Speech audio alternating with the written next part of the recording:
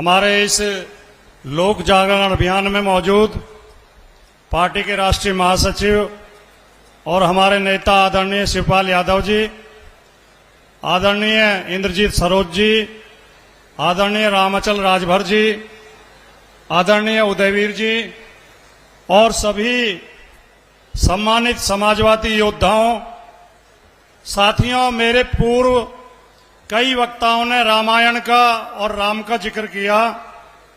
मैं भी एक रामायण के उद्धरण के साथ ही अपनी बात शुरू करना चाहता हूं कि जब सीता जी का अपहरण हो गया और राम और लक्ष्मण वनों में भटक रहे थे उनकी तलाश के लिए, और उनकी मुलाकात जब सुग्रीव से हुई और मैत्री हो गई, तो सुग्रीव ने जो वानरों का दल सीता जी की खोज में दक्षिण दिशा में भेजा, उसमें हनुमान मौजूद थे। और जब समुद्र आ गया तो वो विचार करने लगे, सब निराश हो गए कि अब समुद्र को पार कैसे किया जाएगा। तो रामायण में उल्लेख आता है कि जामवंत ने हनुमान को उनके बल की याद दिलाई। हनुमान को पता नहीं था कि तुम्हारे अंदर कितना बल है। तो जब जामवंत ने कहा, उसमें रामचरितमानस में चौपाई है कि कहिए रीछपति सुनु हनुमाना, का चुप साध रहे बलवाना। अरे तुम इतने बलवान हो, तुम चुप क्यों बैठे हो। तो साथियों, ये जो बिहार के जातीय सर्वेक्षण का आंकड़ा आया है, इसने इस ओबीसी रूपी हनुमान को ये बताने का काम किया कि तुम कितने बलवान हो, तुम्हारी कितनी ताकत है। साथियों, मीडिया के लोग हमेशा, अभी 2-3 दिन पहले यूपी के जातीय समीकरण पर एक चैनल पर चर्चा हो रही थी, दिखा रहे थे यूपी में ओबीसी है 39%, 39%। ये बिहार के आंकड़े ने हमें ये बताने का काम किया है कि हमारी ताकत बहुत ज्यादा है। अब हम इस शोषण के समुद्र को भी पार करेंगे और रावण की लंका को भी जलाने का काम करेंगे। ये ओबीसी समाज करेगा। साथियों, अपनी बात को थोड़ा और आगे बढ़ाते हुए मैं ये निवेदन करना चाहता हूं कि आरक्षण की बात करना और सामाजिक न्याय की बात करना और जातीय जनगणना की बात करना, ये जातिवाद नहीं है। जातिवाद को हम भी एक बुराई मानते हैं। समाजवादी भी हमेशा से जातिवाद को बुराई मानते रहे हैं। और इस देश में अगर जाति तोड़ो का नारा दिया तो बाबा साहब अंबेडकर ने दिया और डॉक्टर राम मनोहर लोहिया ने दिया। ये जो हमारे विरोधी हैं, ये तो हमेशा जातिवाद के पोषक हैं। ये तो जातिवाद और सांप्रदायिकता पे ही राजनीति करते हैं।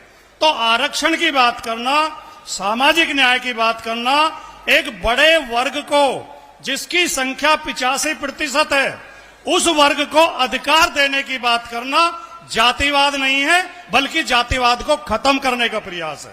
तो जब ये लोग हमसे बहस में, चर्चा में, ये हमारे एक एक कार्यकर्ता को समझना चाहिए कि हम जो मांग कर रहे हैं, हम जो लड़ाई लड़ रहे हैं, हम वो लड़ाई लड़ रहे हैं जो भारत के संविधान की भावना है।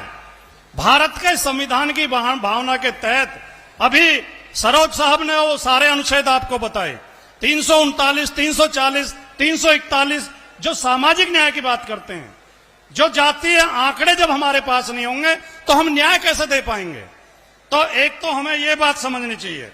दूसरा, हमें ये समझना चाहिए कि अगर हम सारे समाज का सर्वांगीण विकास नहीं कर पाते हैं तो हम इस देश का भी नुकसान कर रहे हैं, हम इस देश को कमजोर कर रहे हैं।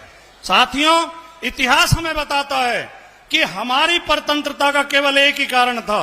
इस देश में 10-10 हजार, 12-12 हजार, 15-15 हजार की सेना लेकर लोग आए और हमें रौंदते चले गए।